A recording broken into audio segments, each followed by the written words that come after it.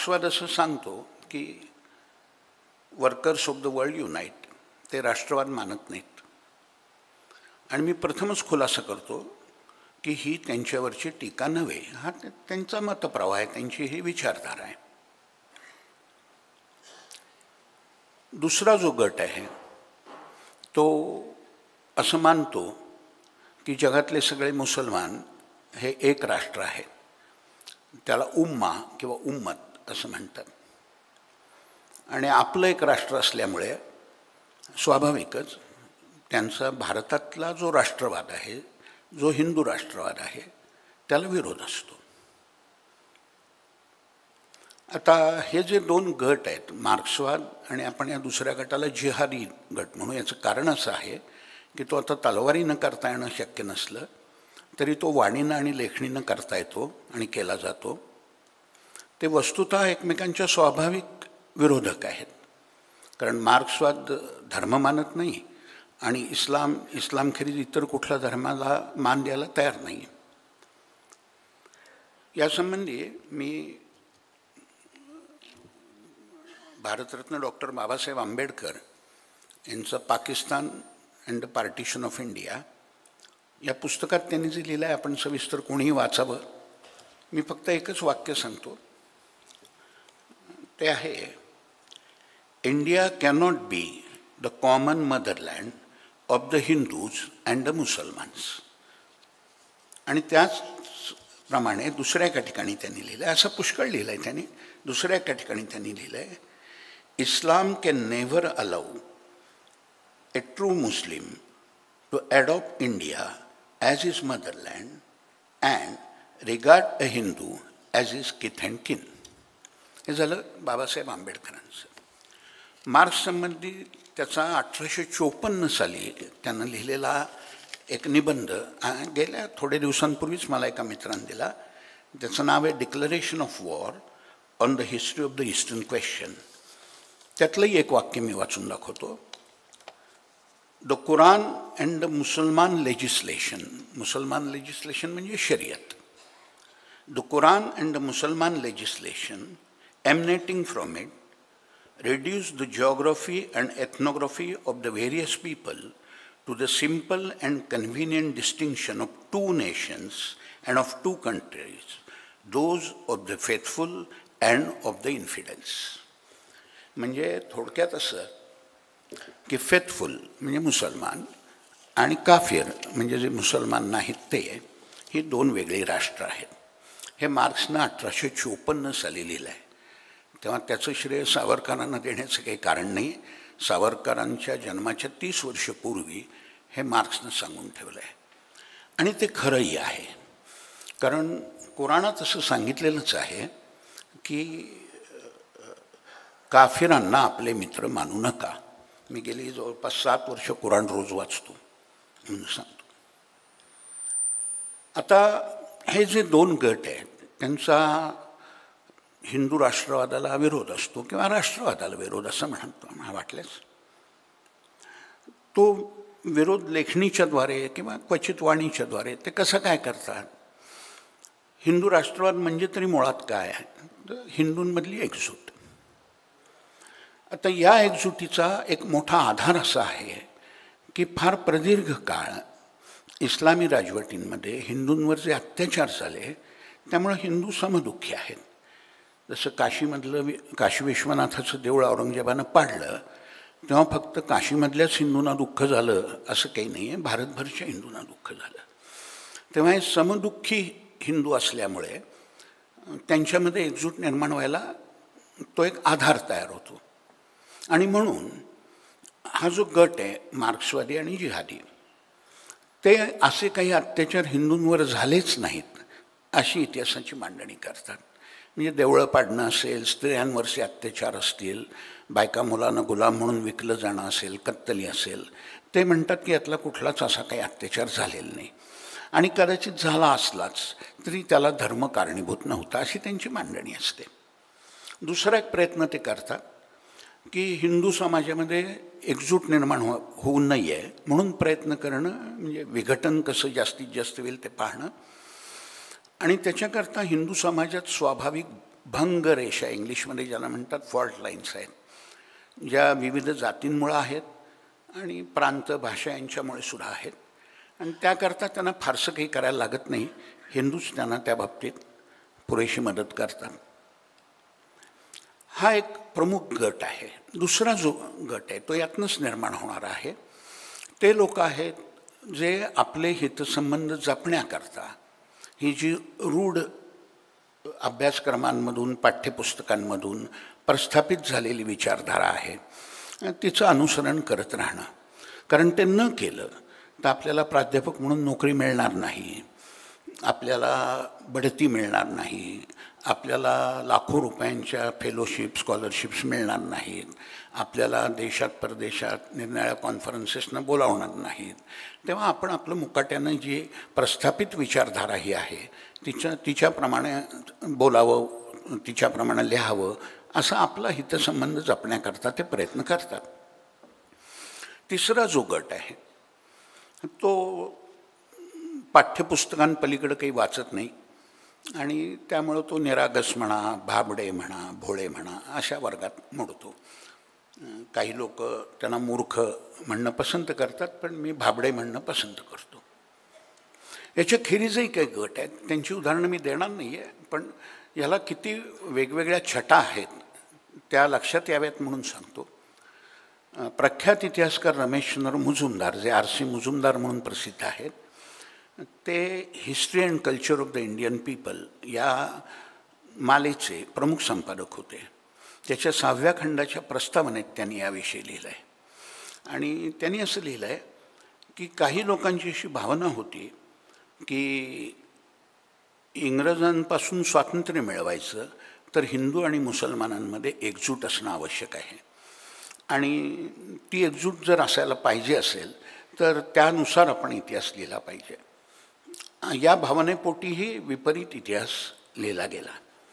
काही लोक असे होते की हिंदू मुसलमानांमध्ये स्वातंत्र्य बाजूला ठेवा, पण हिंदू मुसलमानांमध्ये समाज दोघा एकत्रच राहणार आहेत तर त्यांच्यात भांडण कशाला, म्हणून आपण सामोपचारानं जो इतिहास समन्वयवादी होईल तो लिहावा, असं काही लोकांनी प्रयत्न केला.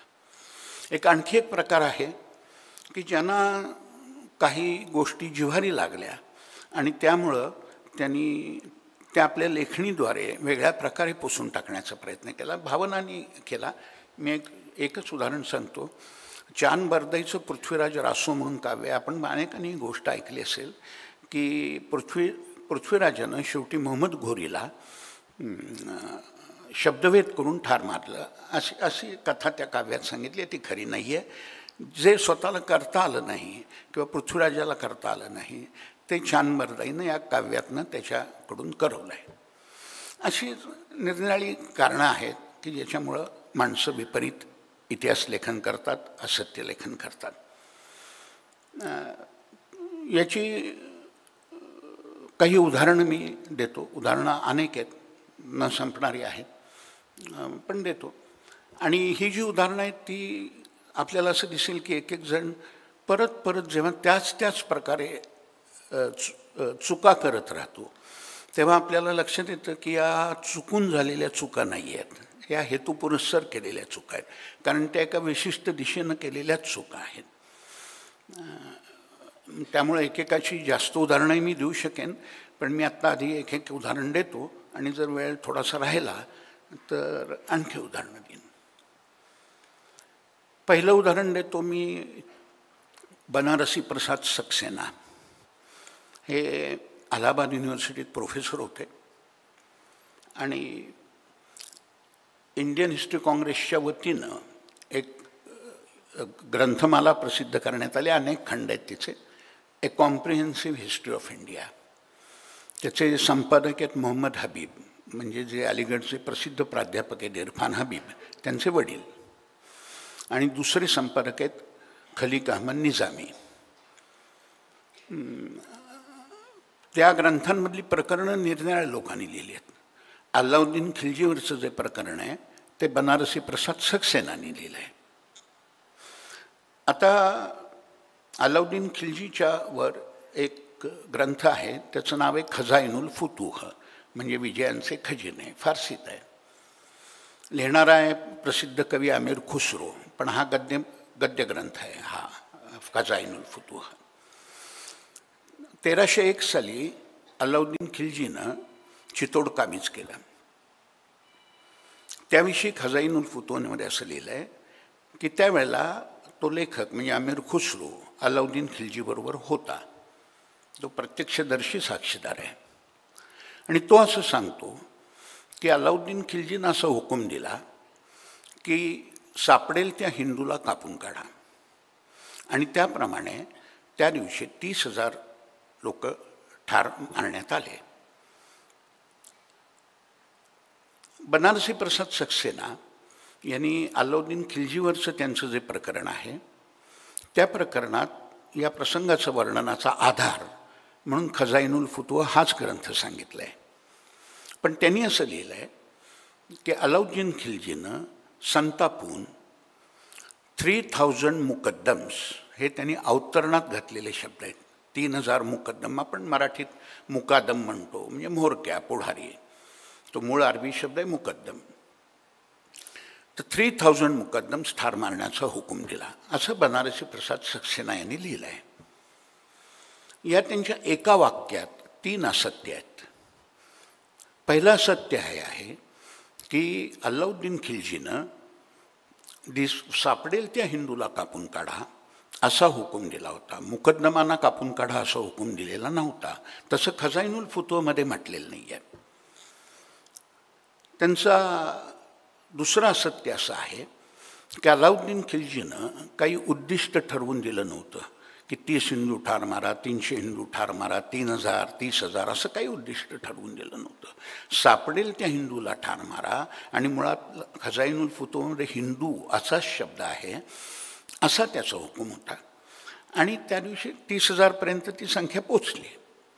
असं असूनसुद्धा बनारसी प्रसाद असं सांगतात की 3000 मुकद्दमांना ठार मारा असा त्यांनी हुकूम दिला. आणि त्यांचं तिसरं असत्य असं आहे की मुळात संख्या दिलेली आहे की 30,000, त्यांनी ती 3000 केलेली आहे. आणि तळटीपेत त्यांनी अशी मखलाशी केली आहे की 30,000 आहे मुळात, पण फारसीमध्ये सी हा शब्द कधी कधी सिंह असा दिसतो, तर तसा तो काही दिसत नाही. पण आपण ते जरी बाजूला ठेवलं तरी देखील हुकूम होता हिंदूंना ठार मारण्याचा. ती गोष्ट बनारसी प्रसाद सक्सेना यांनी लपवली. आता कत्तल तर अलाउद्दीन खिलजीनं केलेली आहे, बनारसी प्रसाद सक्सेनाने केलेली नाही आहे. तेव्हा त्यांनी का बरं खोटं बोलावं? पण ते बोलले. त्यांची असत्य कथनाची आणखी उदाहरणं वेळ काही असं उरला वेळ तर मी देईन. दुसरी एक गोष्ट सांगतो, दुसरं उदाहरण देतो. मोहम्मद हबीब यांचं, इरफान हबीब यांचे वडील. आता या ग्रंथाचे जे संपादक आहेत ते मोहम्मद हबीब आहेत. आणि मोहम्मद हबीब यांनी खजाइनुल फुतूहचं इंग्रजी भाषांतर केलेलं आहे. त्याचं नाव आहे the campaigns of Alauddin Khilji. तेव्हा मोहम्मद हबीब यांना हे ठाऊक असलंच पाहिजे, ज्या अर्थी त्यांनी त्या ग्रंथाचा अनुवादही केलेला आहे इंग्रजी, तेव्हा त्यांना हे ठाऊक होतं असलं पाहिजे की बनारसी प्रसाद सक्सेना यांनी जे लिहिलेलं आहे ते खोटं आहे. तेव्हा संपादक या नात्याने त्यांनी त्यांना सांगायला पाहिजे होतं की तुम्ही लिहिताय हे चुकीचं आहे, ते दुरुस्त करा. तसं त्यांनी सांगितलं नाही आणि ते असत्य तसंच राहू दिलं. त्यांचं दुसरं एक उदाहरण मी देतो, मोहम्मद हबीब यांचं देतो. याच ग्रंथातलं जे दिल्ली सल्तनत म्हणजे कॉम्प्रिहेन्सिव्ह हिस्ट्री ऑफ इंडियाचा 5वा व्हॉल्यूम, त्यात तैमूरलंगाची भारतावरची जी स्वारी आहे 1398मधली, तिची हकीकत सांगितलेली आहे. आणि ती स्वतः मोहम्मद हबीब यांनीच सांगितलेली आहे. तैमूरलंगाची जी भारतावर स्वारी झाली आहे तिचे 2 वृत्तांत उपलब्ध आहेत. पहिला वृत्तांत आहे मलफुजात तैमूरी. मलफुजात अरबी शब्द आहे, मलफुजात म्हणजे उद्गार, पण चरित्र अशा अर्थाने तो शब्द येतो. मलफुजात तैमूरी मूळ तुर्की भाषेत आहे, पण शहाजहानच्या कारकिर्दीत त्याचं फारसीमध्ये भाषांतर झालेलं आहे. दुसरा जो वृत्तांत उपलब्ध आहे त्याचं नाव आहे जफरनामा. जफर म्हणजे विजय. तो लिहिणारा आहे शरफुद्दीन अली यजदी, त्यानं लिहिलेला आहे. तो तैमूरलंगाचा नातू इब्राहिम याच्या कारकिर्दीत लिहिलेला आहे. तसं पाहिलं तर हे दोन वेगळे वृत्तांत आहेत असं म्हणायचं काही कारण अशाकरता नाही की जफरनामा हे मलफुजात तिमुरीचंच थोडासा संक्षेप केलेलं रूप आहे. या दोन्ही ग्रंथांमध्ये तैमूरच्या भारतावरील स्वारीचा जो भाग आहे तो इलियट अँड डौसन यांचा 8 खंडांचा ग्रंथ प्रसिद्ध आहे, history of India as told by its own historians. त्याच्या 3ऱ्या खंडामध्ये या दोन्ही ग्रंथांमधल्या भारतावरचा स्वारीचा जो भाग आहे त्याचा इंग्रजी अनुवाद दिलेला आहे. आता मोहम्मद हबीब यांनी जी हकीकत सांगितलेली आहे ती या 2 ग्रंथांपैकी जफरनाम्याच्या आधारे सांगितलेली आहे. जफरनाम्याचा फारसी पाठ छापून प्रकाशित झाला आहे, मी वाचलं आहे. तैमूरलंग असं मोहम्मद हबीब यांचं म्हणणं असं आहे की तैमूरलंग हा केवळ लुटारू होता आणि लूट करण्याकरता फक्त एवढाच उद्देशानं तो भारतात आला होता. असं करून ते शक्य तितका त्याला इस्लामपासून दूर ढकलतात.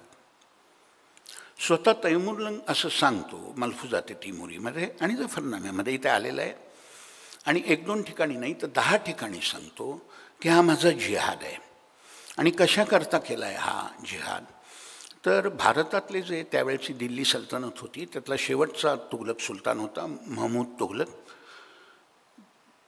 ते कमजोर झालेले आहेत आणि काफीर शिरजोर झालेले आहेत, तर त्यांना धडा शिकवण्याकरता मी हे स्वारी केली. आता या जे जिहादी स्वारे असतात त्यांच्यात लूट असतेच, त्याला कुराणात परवानगीच दिलेली आहे. मुळे त्याला माल गनिमत असं म्हणतात. त्याच्यात स्त्रियांचाही समावेश होतो. तेव्हा तैमूरलंग स्वतः जो सांगतो आहे 1-2 ठिकाणी 10 ठिकाणी सांगतो आहे आणि तरी देखील मोहम्मद हबीब असं म्हणतात की नाही तो तसं म्हणत असलं तरी खरं ते तसं नाही आहे, ते फक्त लुटी करताय. मग आता कोण खरं बोलतो आहे, तैमूरलंग का मोहम्मद हबीब? सुदैवानं याची एक निर्णायक कसोटी त्या ग्रंथातच उपलब्ध आहे. मोहम्मद हबीब हे जेव्हा त्या स्वारीचं वर्णन करतात तेव्हा ते जणू हा जो जफरनामा आहे त्या जफरनाम्याची जी पावलं उमटलेली आहे जणू त्या पावलात पावलं ठेवतच ते वर्णन करतात. म्हणजे जफरनामा जे लिहिलेले आहेत तेच ते सांगतात, काही वेगळं सांगत नाही आहेत. एका टप्प्यापर्यंत दिल्लीजवळ लोणी नावाचं एक गाव आहे, त्या लोणीला तिथं वर्णन जफरनाम्यातलं असं आहे की तैमूरलंगाच्या सैन्यानं गावातले जे रहिवासी हातात सापडले ते सगळे धरून आणले आणि तैमूरलंगाने हुकूम दिला की तिथले हिंदू आणि मुसलमान वेगवेगळे करा. हिंदू आणि मुसलमान वेगवेगळे करण्यात आले आणि हिंदूंची कत्तल करण्यात आली. आता या प्रसंगामुळे मोहम्मद हबीब जे असं भासवू बघतायत की या स्वारीला जिहादी प्रेरणा काहीही नव्हती, त्याला छेद जातो. म्हणून त्यांनी काय केलं, वर्णन तिथपर्यंत आल्यानंतर उडी मारून तो लोणीचा प्रसंग गाळून टाकला आणि मग परत पुढं जफरनाम्याचा हात धरून पुढं चालायला सुरुवात केली. तेव्हा हे मोहम्मद हबीब यांचा हा अप्रामाणिकपणा आहे. त्यांनी लोणीचा प्रसंग वगळला आहे. आणि का वगळला आहे तर त्यांना त्या इस्लामपासून दूर ढकलायचं आहे. खरं म्हणजे कुराणात असं सांगितलेलं आहे की काफिरांचा जास्तीत जास्त रक्तपात करा असं कुराणात सांगितलं आहे. आणि मी माझी त्याच्यावरची टीका नाही आहे, जे त्यात सांगितलं आहे ते असं सांगितलं आहे. तिसरं एक उदाहरण देतो. अनुवादक आहेत ते, त्यांचं नाव आहे डॉक्टर हमीद सिद्दीकी. त्यांनी बादशाहनामा म्हणून शहाजहानच्या कारकिर्दीचा दरबारी इतिहास आहे. दरबारी इतिहास म्हणजे शहाजहानच्या हुकमावरनं त्याच्याच दरबारातल्या एका माणसाने तो लिहिलेला आहे. तो लिहिणाऱ्याचं नाव आहे अब्दुल हमीद लाहोरी. या बादशाहनामा फारसीमध्ये आहे आणि या हमीद सिद्दीकी, डॉक्टर हमीद सिद्दीकी यांनी त्याचा इंग्रजी अनुवाद केलेला आहे. आता त्या बादशाहनाम्यातला एक प्रसंग आधी सांगतो आणि मग अनुवादात त्यांनी काय फेरफार केला आहे ते सांगतो. बादशाहनाम्यातला प्रसंग असा आहे की 1636-37 पडतो तो. शहाजहानचा एक मनसबदार होता, त्याचं नाव होतं प्रताप उजनिया. तो बिहारमधला होता, भोजपूरचा जमीनदार होता. त्यानं बंड केलं म्हणून शहाजहाननं त्याच्या विरुद्ध अब्दुल्ला खान नावाच्या सरदाराची रवानगी केली. अब्दुल्ला खानानं भोजपूरला वेढा घातला प्रतापउजन्या शेवटी शरण आला. बायकोही त्याच्याबरोबर होती त्याची. अब्दुल्ला खानानं हे सगळं वृत्त शहाजहानला कळवलं. शहाजहाननं त्याला हुकूम पाठवला की प्रतापला ठार मार आणि त्याची बायको ताब्यात घे. आणि मग त्याप्रमाणे अब्दुल्ला खान तेव्हा खूप वृद्ध झालेला होता. त्यानं प्रतापच्या बायकोचा आपल्या नातवाशी लग्न लावलं.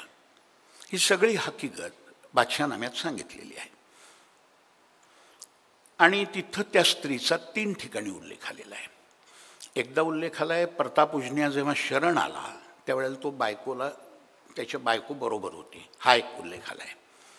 दुसरा उल्लेख आला आहे शहाजहाननं जेव्हा हुकूम त्याला दिला की ती बायको ताब्यात घे प्रतापची, तेव्हा तिचा परत उल्लेख आला आहे. आणि तिसऱ्यांदा जेव्हा अब्दुल्ला खानानं तिचं आपल्या नातवाशी लग्न लावून दिलं तेव्हा तिसऱ्यांदा परत उल्लेख आला आहे. तेव्हा तो गाळला जायची खरं म्हणजे काही कारण नव्हतं.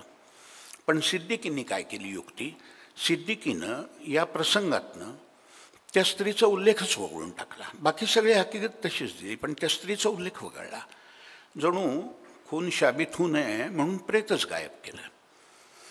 आता वास्तविक पाहता सिद्दीकी यांना संकोच वाटायचं काही कारण नव्हतं. याचं कारण कुराणामध्ये निदान 3 ठिकाणी असं सांगितलेलं आहे की युद्धात ज्या स्त्रिया तुमच्या काफिर स्त्रिया ज्या तुमच्या हातात सापडतील त्या जरी विवाहित असल्या तरी त्या तुम्हाला वैध आहेत. म्हणजे तुम्ही त्यांच्याशी शरीर संबंध करू शकता आणि त्याकरता त्यांच्या परवानगीची गरज नाही. मी थोडं सभ्यतेच्या मर्यादेत राहावं म्हणून एक 5-10 शब्दात सांगितलं. त्याचा अर्थ काय होतो आपल्या लक्षात येईल. त्याला कुराणात परवानगीच दिलेली आहे. खुद्द मोहम्मद पैगंबरांच्या आयुष्यात असं 3 उदाहरणं तरी आहेत. एक उदाहरण सांगतो सफियाचं. अरबस्तानात खैबर म्हणून ठिकाण होतं. ही आपण जी खैबर खिंड वाचतो त्याच्याशी काही संबंध नाही, अरबस्तानातली जागा. तिथली ज्यू वसाहत जेव्हा त्यांनी काबीज केली तेव्हा तिथं सफिया नावाची स्त्री होती. या सफियाच्या वडिलांना पैगंबरांच्या हुकमावरनं पूर्वीच्याच एका मोहिमेत, तिचं माहेर जिथं होतं त्या मोहिमेत त्याला तो युद्धकैदी झाला होता आणि त्याला पैगंबरांच्या हुकमावरनं ठार मारण्यात आलं. सफियाचा जो पती होता त्यालाही इथं खैबरमध्ये पैगंबरांच्या हुकमावरून हालहाल करून ठार मारण्यात आलं. आणि नंतर सफियाशी पैगंबरांनी लग्न केलं. आता सफियाच्या भावना यावेळेला काय होत्या हे काही कळायला काही मार्ग नाही. ज्यानं त्यानं आपली कल्पना करावी, ते कुठं लिहिलेलं नाही आहे.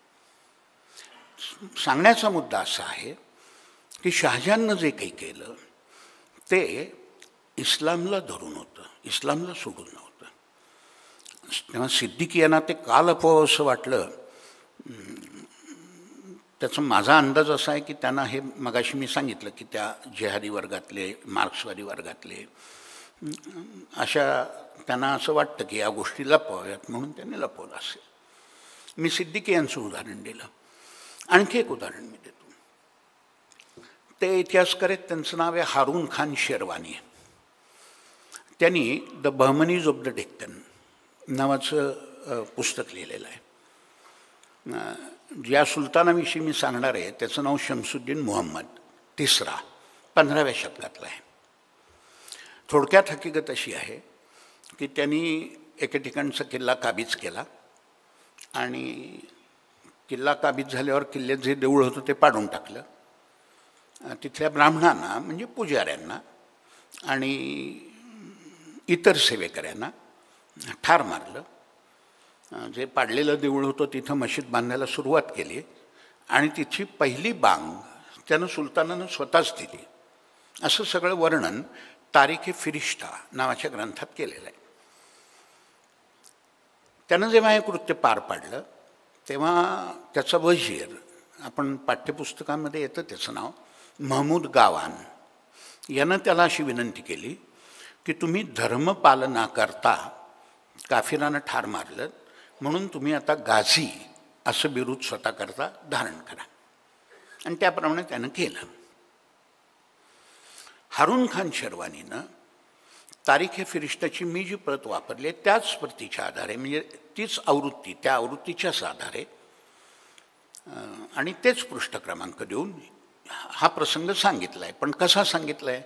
त्यांनी एवढंच सांगितलं आहे की सुलतानानं किल्ला काबीज केला, मधलं देऊळ पाडलं वगैरे वगैरे सगळं त्यांनी गाळलं आहे, आणि मग एकदम उडी मारून ते राजधानीत येतात. सुलतान राजधानीत येतो आणि महमूद गावान त्याला विनंती करतो की तुम्ही आता स्वतःला, त्यांनी वापरलेले शब्द आहेत, इंग्लिशमध्ये तसंच लिहिलं आहे, गाझी और हिरो असं बिरुद धारण करा, म्हणून त्यांनी केले. त्यांचं हे म्हणणं खरं नाही. याचं कारण, त्याचं जे कारण आहे का गाझी म्हणून घ्यायचं आहे, तर काफिरांना ठार जो मारतो जिहादमध्ये त्याला गाझी म्हणतात, आणि त्याला नुसतं हिरो असं त्याचं भाषांतर बरोबर नाही आहे. त्याचं एक उदाहरण देतो. अकबरानं जेव्हा हिमूला ठार मारलं तेव्हा बैरम खान म्हणजे अकबराचा पालक होता तेव्हा, त्यानं अकबराला सांगितलं की आता तुम्ही स्वतःला गाझी असं म्हणून गेला हरकत नाही, पण काफिर तुमच्या हातनं ठार मारला गेला आहे. पण हारून खान शेरवानी यांनी मात्र या मूळ गोष्टीमध्ये बदल केला. आणखी एक उदाहरण देतो. हे जे म्हटलं तुम्हाला की 5वा व्हॉल्यूम दिल्ली सल्तनत, त्यात मोहम्मद हबीब यांच्याबरोबर खलीक अहमद निजामी नावाचे एक इतिहासकार संपादक म्हणून आहेत, त्यांचं उदाहरण देतो. फवाईदुल फुआद नावाचा एक ग्रंथ आहे. फवाईदुल फुआद म्हणजे मनाकरिता नीतितत्वे. या फवाईदुल फवाद हा अमीर हसन नावाच्या माणसाने लिहिलेला ग्रंथ आहे. कोणाविषयी लिहिला आहे तर निजामुद्दीन औलिया, म्हणजे ज्यांच्या नावाने रेल्वे स्टेशन आहे आणि एक रेल्वे रूटला पण निजामुद्दीन एक्सप्रेस म्हणतात. त्या निजामुद्दीन औलियाच्या, आपण ज्याला मठ म्हणतो तसा सुफी होता, तो चिश्ती होता.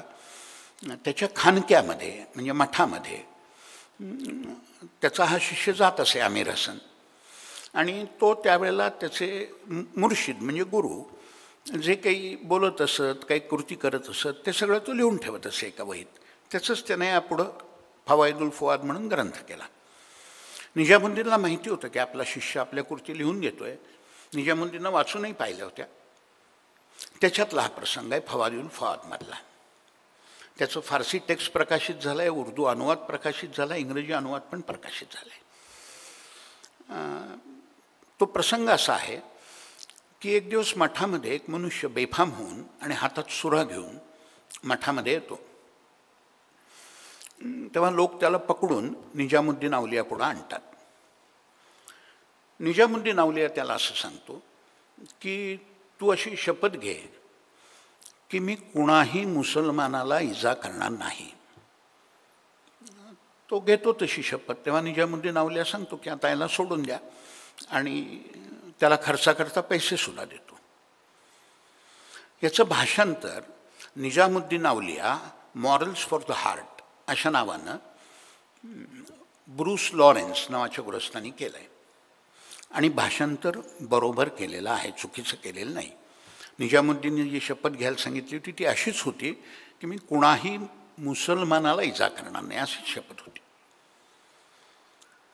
आता हे जे इंग्रजी हा जो अनुवाद आहे ब्रूस लॉरेन्सने केलेला, त्याची प्रस्तावना खलीक अहमद निजामीने लिहिली आहे, म्हणजे या दिल्ली सल्तनतचे एक संपादक. त्या प्रस्तावनेमध्ये त्यांनी निजामुद्दीन औलियाचं व्यक्तिचित्र रेखाटलं आहे निरनिराळ्या प्रसंगांच्या आधारे, आणि त्यातले बरेचसे प्रसंग फवाईदुल फुआदमधलेच आहेत. ते करताना त्यांनी असा हा प्रसंग अशा शब्दात सांगितला आहे की निजामुद्दीननं त्याला असं सांगितलं की तू अशी शपथ घे की मी कोणालाही इजा करणार नाही. मुळात काय आहे, कोणाही मुसलमानाला इजा करणार नाही. आणि खलीक अहमद निजामीनं एकच शब्द बदलला की मी कोणालाही इजा करणार नाही अशी शपथ घ्यायला सांगितली. खलीक अहमद निजामी प्रोफेसर होते. आता त्या संपूर्ण ग्रंथातलं जर निजामुद्दीनचं व्यक्तिमत्व पाहिलं तर जे तो बोलला आहे की मी कोणालाही मुसलमानाला इजा करणार नाही अशी शपथ घेत, त्याला धरूनच त्याचं व्यक्तिमत्व आहे. त्यांनी त्या ग्रंथामध्ये निदान 2 ठिकाणी असं सांगितलं आहे की सगळे काफिर शेवटी नरकातच जाणार. आणि त्याच्या म्हणण्यात काही त्याच्या ज्या श्रद्धा आहे त्याप्रमाणे चूक काही नाही, कारण कुराणात हे वारंवार सांगितलेलं आहे की काफिर नरकात जाणार, कितीही चांगले असले तरी कोणीही असो. दुसरं त्याचं एक प्रवचन, म्हणजे खुतबा म्हणतात त्याला, त्याचं एक प्रवचन उपलब्ध आहे. त्या प्रवचनातही त्यांनी हेच सांगितलं आहे की सगळे काफिर नरकात जाणार. तेव्हा निजामुद्दीननं त्याला जी शपथ घ्यायला सांगितली त्याच्याशी त्याचं व्यक्तिमत्व साजेसच आहे. असं असूनसुद्धा खलीक अहमद निजामी यांनी त्याचं विपरीत रूप आपल्यापुढं ठेवलं आहे. असं हे इतिहासकार आहेत. व्यक्ती आहे मोइनुद्दीन चिश्ती. चिश्ती हा सुफी लोकांमधला एक संप्रदाय आहे. म्हणजे चिश्ती आहेत, सुरावर्दी आहेत, नक्षबंदी आहेत, कादिरी आहेत, असे निरनिराळे संप्रदाय आहेत. त्यातला चिश्ती हा एक संप्रदाय आहे. भारतात त्या संप्रदायाचा संस्थापक मोइनुद्दीन चिश्ती अजमेरचा. या चिश्तींचा एक चरित्रकोश आहे, म्हणजे निरनिराळ्या सुफींची चरित्र त्यात दिलेत, बरीच आहेत, शेकड्यानी आहेत. लेखक आहे अब्दुल हक मुहद्दिस. मोठा विद्वान मनुष्य होता आणि त्याचा ग्रंथ प्रमाणभूत मानला जातो. त्या ग्रंथाचं नाव आहे अखबारुल अख्यार, म्हणजे सत्पुरुषांची चरित्रे असं त्याचा अर्थ होतो. त्यानं मोइनुद्दीन चिश्तीचंही चरित्र लिहिलं आहे, इतरही चरित्र लिहिले आहेत. त्याच्या ग्रंथात एके ठिकाणी त्यांनी लिहिलेलं आहे मोइनुद्दीनविषयी की मोइनुद्दीन अजमेरला राहत होता, बराच वृद्ध झाला होता आणि त्याच्या एका शिष्याला युद्धामध्ये एक हिंदू राजाची मुलगी हातात सापडली आणि त्यानं ती मोइनुद्दीनला अर्पण केली. आता अशी जी युद्धात हातात सापडलेली गुलाम स्त्री असते तिच्याशी काय करता येतं असं पुराणात सांगितलेलं आहे. 3 ठिकाणी सांगितलं आहे, ते मी मगाशी आपल्याला सांगितलं. तेव्हा अशी स्त्री गुलाम म्हणून विकतासुद्धा येते. तिला हिंदीमध्ये आणि मुळात उर्दूमध्ये जो शब्द वापरतात तोही सांगतो. अशा स्त्रीला म्हणतात लवंडी असं म्हणतात. तर ती लवंडीच झालेली होती, कारण युद्धकैदी होती. त्यांनी ती मोइनुद्दीनला अर्पण केली. मोइनुद्दीनने तिच्याशी लग्न केलं आणि तिला पुढं संतती झाली. लग्न केलं म्हणजे काय, तिनं काय संमती कशी दिली माहीत नाही मला, पण सांगून ठेवतो तुम्हाला की अशी हदीस आहे की एखाद्या स्त्रीला विचारलं की हा तुला पती म्हणून पसंत आहे का, आणि ती जर गप्प बसली तर त्याचं इंग्लिश भाषांतर असं आहे, हर सायलेन्स इज हर कन्सेंट. म्हणजे ती जर गप्प बसली तर ती तिची संमती आहे असं धरलं जातं, असा कुराणाचा कायदा आहे. तर त्या स्त्रीशी मोइनुद्दीननं लग्न केलं, तिला मुलं बाळी झाली. हा जो मोइनुद्दीन चिश्ती आहे त्याचं चरित्र एन्सायक्लोपीडिया ऑफ इस्लाम म्हणून ग्रंथ आहे. त्याची जुनी एडिशन आहे, 4-5 व्हॉल्यूम आहेत, पण नवीन एडिशनचे 10 व्हॉल्यूम आहेत. मी नवीन एडिशनबद्दल बोलतो आहे. नवीन एडिशनची जो दुसरा खंड आहे त्यात मोइनुद्दीन चिश्तीचं चरित्र आहे. ते चिश्ती ख्वाजा मोइनुद्दीन अशा मथाळ्याखाली आहे आणि ते चरित्र खलीक अहमद निजामीने लिहिलेलं आहे. एन्सायक्लोपीडियातले निरनिराळे विभाग निरनिराळ्या लोकांनी लिहिलेले असतात. त्यांनी असं लिहिलेलं आहे की मोइनुद्दीन चिश्तीनं एका हिंदू राजाच्या मुलीशी लग्न केलं होतं. त्यांनी वगळलं काय, ती युद्धात हातात सापडलेली होती हे त्यांनी वगळलं. तर याचं कारण मग मोइनुद्दीनचं सगळं व्यक्तिमत्व वेगळं दिसलं असतं. तो जो दर्गा आहे तिथं पूर्वी मी जी हकीकत सांगितली अखबारुल अख्यारमधली, ती पूर्वी तिथं लिहिलेली पाटी लावलेली होती. माझ्या मित्रांनी तिचे स्क्रीनशॉट घेऊन ठेवलेत. पण मग पुढं कोणी खोडसाळ माणसानं हा सगळा प्रकार सांगितला आणि मग ती पाटी आता त्यांनी बदलली आहे तिथं. हे झालं खलीक अहमद निजामींचं कर्तृत्व. आता मी आणखी एक सांगतो आणि थांबतो. मला वाटतं एक सांगतो फक्त. मोहम्मद हबीब यांचं सांगतो. मगाशी मी ग्रंथाचा उल्लेख केला खजाईनुल फुतवह, त्याचं भाषांतर त्यांनी केलेलं आहे कॅम्पेन्स ऑफ अलाउद्दीन खिलजी या नावाने. अलाउद्दीन खिलजीनं एके ठिकाणी दिल्लीमध्ये एका मशिदीला एक मोठा मनोरा बांधायला घेतला आणि तो मनोरा बांधण्याकरता त्यांनी ठिकठिकाणी ते देवळं पाडून त्याच्या लोकांनी त्याचे दगड आणले असं वर्णन खजाइनुल फुतुहमध्ये केलेलं आहे. मुळात देऊळ या अर्थी वापरलेला शब्द आहे सनमखाना. सनम अरबी शब्द आहे. सनम म्हणजे मूर्ती. सनमखाना आणि बुतखाना यांच्या अर्थामध्ये काही फरक नाही आहे. मोहम्मद हबीब यांनी त्याचा अनुवाद करताना त्याला सेक्युलर स्वरूप यावं म्हणून त्या सनमखानाचं भाषांतर देवळं असं न करता कॅसल्स म्हणजे किल्ले असं केलं. त्यावेळी तुम्हाला मोहम्मद हबीब यांचं मागे एक मी उदाहरण दिलं, आणखी एक दिलं. शेवट एवढंच सांगतो की या सगळ्याचा प्रतिकार कसा करायचा हे आर.सी. मुजुमदारांनी history and culture of the Indian पीपलच्या 6व्या खंडात सांगितलेलं आहे की याकरता इतिहासकाराच्या हातात शस्त्र कोणतं आहे. तर त्यांनी सांगितलं एकच शस्त्र त्याच्या हातात आहे की परिणामांची तमा न बाळगता खरं काय असेल ते सांगत राहणं. आणि इतिहास हा इतर अनेक सामाजिक शास्त्र आहेत त्यांना आवश्यक अशा माहिती पुरवण्याचं मोठं काम करतो. युद्धशास्त्र असो, समाजशास्त्र असो, अर्थशास्त्र असो, त्यातली माहिती जो चुकीची दिली तर अर्थातच निष्कर्षही चुकीचे निघतील. जर रोग्यानं डॉक्टरला आपली लक्षणं काय आहेत, आपल्याला काय त्रास होतो आहे, नेमकं काय होतं आहे ते सांगितलंच नाही तर तो त्याचं निदान करू शकणार नाही रोगाचं. तेव्हा इतिहासकारानं खरं सांगितलं पाहिजे. मी जे आत्ता निराळे वाद सांगितले, जिहादी असोत, मार्क्सवादी असोत, त्यांच्यावर मी कसलीही टीका करत नाही. त्यांचं मत आहे ते. त्या व्यक्तींवरही मी टीका करत नाही.